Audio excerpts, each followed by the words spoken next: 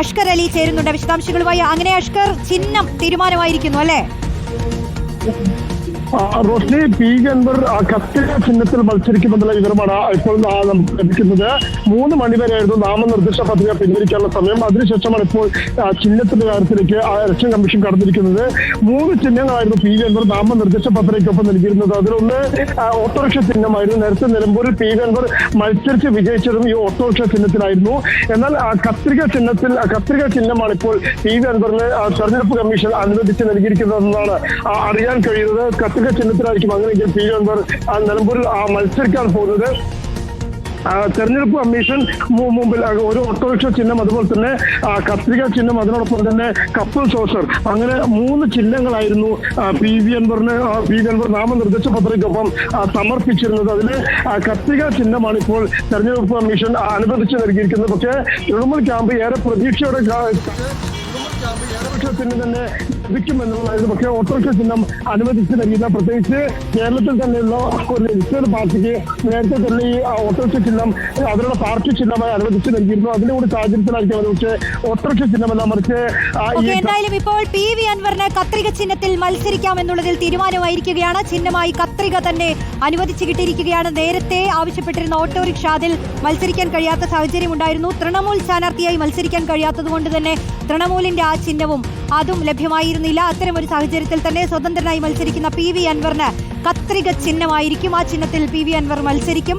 നേരത്തെ P V Anwar മത്സരിച്ച് വിജയിച്ചതും autorickshaw ചിഹ്നത്തിലാണ്. എന്നാൽ ആവശ്യപ്പെട്ടിരുന്നതും ഓട്ടോറിക്ഷയായിരുന്നു. എന്നാൽ ഇപ്പോൾ കത്രിക ചിഹ്നത്തിൽ പി വി അൻവർ മത്സരിക്കാൻ പോവുകയാണ്. അഷ്കർ അലി ചേരുന്നുണ്ട് കൂടുതൽ വിശദാംശങ്ങളുമായി. അഷ്കർ, പറയാം.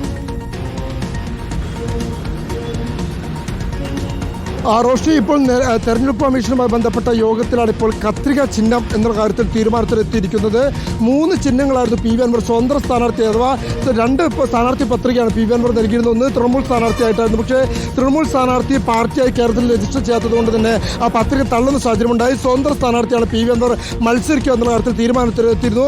അതിൽ ഏറ്റവും പ്രധാനപ്പെട്ട കാര്യം പി വി അൻവർ ഏത് ചിഹ്നമാണ് ലഭിക്കുക എന്നുള്ളതായിരുന്നു എല്ലാവരും ആകാംക്ഷയോടെ ഉറ്റുനോക്കിയിരുന്നത്. അതിൽ ഓട്ടോറിക്ഷ ചിഹ്നം ലഭിക്കുമെന്നായിരുന്നു പി വി അൻവറുടെ പ്രതീക്ഷ. കാരണം സ്വതന്ത്ര സ്ഥാനാർത്ഥിയെ നൽകിയതിൽ 3 ചിഹ്നങ്ങളാണ് പി വി അൻവർ ഈ അപേക്ഷയ്ക്കൊപ്പം നൽകിയിരുന്നത്. ഒന്നാമതായി ഓട്ടോറിക്ഷയും, രണ്ടാമതായി കത്രികയും, മൂന്നാമതായി കപ്പൽ സോസറുമാണ്. പക്ഷേ അതിൽ രണ്ടാമത്തെ ചിഹ്നമായി നൽകിയ കത്രികയാണ് ഇപ്പോൾ പി വി അൻവറിന് തെരഞ്ഞെടുപ്പ് ചിഹ്നമായി, സ്ഥാനാർത്ഥി ചിഹ്നമായി അനുവദിച്ചു നൽകിയിരിക്കുന്നത്. അതിൽ പ്രധാനപ്പെട്ട കാര്യമെന്ന് പറയുന്നത് നിലമ്പൂരിൽ 2 തവണ പി വി അൻവർ മത്സരിച്ച് വിജയിച്ചത് ഓട്ടോറിക്ഷ ചിഹ്നത്തിലായിരുന്നു. അതുകൊണ്ട് തന്നെ ഓട്ടോറിക്ഷ ചിഹ്നം ലഭിക്കുകയാണെങ്കിൽ അത് വലിയ മുതൽക്കൂട്ടാകുമെന്നുള്ള പ്രതീക്ഷയിലായിരുന്നു പി വി അൻവറും അതുപോലെ തന്നെ തൃണമൂൽ ക്യാമ്പ് നിന്നിരുന്നത്. പക്ഷേ കത്രിക ചിഹ്നമാണ് ഇപ്പോൾ തെരഞ്ഞെടുപ്പ് കമ്മീഷൻ പാർട്ടി സ്വതന്ത്ര സ്ഥാനാർത്ഥിയായിട്ടുള്ള പി വി അൻവറിന് അനുവദിച്ചു നൽകിയിരിക്കുന്നത്. നേരത്തെ കത്രിക ചിഹ്നത്തിൽ 2 തവണ മത്സരിച്ച ചരിത്രം പി വി അൻവറിനുണ്ട്. അതുകൊണ്ട് തന്നെ അതും തെരഞ്ഞെടുപ്പിൽ വലിയ തോതിൽ ഗുണകരമാകുമെന്നാണ് പി വി അൻവർ പങ്കുവെക്കുന്ന വിവരം. 6ഓളം തെരഞ്ഞെടുപ്പുകൾ പി വി അൻവർ ഇതിനോടകം മത്സരിച്ചിട്ടുണ്ട്. അതിൽ 2 തവണ ഓട്ടോറിക്ഷയിലും 2 തവണ കത്രികയിലും 1 തവണ ബലൂൺ ചിഹ്നത്തിലുമായിരുന്നു പി വി അൻവർ മത്സരിച്ചിരുന്നത്. എന്തായാലും 2 തവണ പി വി അൻവർ മുമ്പ് മത്സരിച്ചിരുന്ന, നിലമ്പൂരിലല്ലെങ്കിൽ പോലും പി വി അൻവർ മത്സരിച്ചിരുന്ന കത്രിക ചിഹ്നം തന്നെ ഇപ്പോൾ പി വി അൻവറിന് ചിഹ്നമായി, സ്ഥാനാർത്ഥി ചിഹ്നമായി തെരഞ്ഞെടുപ്പ് കമ്മീഷൻ അനുവദിച്ചു നൽകിയിരിക്കുന്നു എന്നുള്ളതാണ് ഈ നിമിഷത്തിൽ ഏറ്റവും പ്രധാനപ്പെട്ട കാര്യം. 3 മണി വരെയായിരുന്നു നാമനിർദ്ദേശ പത്രിക പിൻവലിക്കാനുള്ള സമയം. ഏറ്റവും അവസാന ദിവസം യു ഡി എഫുമായുള്ള ചർച്ചകളും അതുപോലെ തന്നെ അതിൽ പി വി അൻവർ വെച്ച ഉപാധികളും ഒക്കെ തന്നെ വലിയ ചർച്ചയും ട്രോളുകളും ഒക്കെ ആയി മാറുന്ന സാഹചര്യം ഉണ്ടായിരുന്നു. അങ്ങനെ 3 മണിവരെയും പി വി അൻവർ പരസ്യ പ്രചാരണത്തിൽ ഇറങ്ങാത്തൊരു ഘട്ടം കൂടി വന്നതോടെ നാമനിർദ്ദേശ പത്രിക പിൻവലിക്കുമോ എന്നുള്ളതായിരുന്നു ഏറ്റവും പ്രചാരണത്തിലെ ഏറ്റവും പ്രധാനപ്പെട്ട ചോദ്യം. പി വി അൻവർ നാമനിർദ്ദേശ പത്രിക പിൻവലിച്ചിട്ടില്ല. മാത്രമല്ല കത്രിക ചിഹ്നം ഔദ്യോഗികമായി ഇപ്പോൾ തെരഞ്ഞെടുപ്പ് കമ്മീഷൻ അനുവദിച്ചു നൽകുകയും ചെയ്തിരിക്കുന്നു.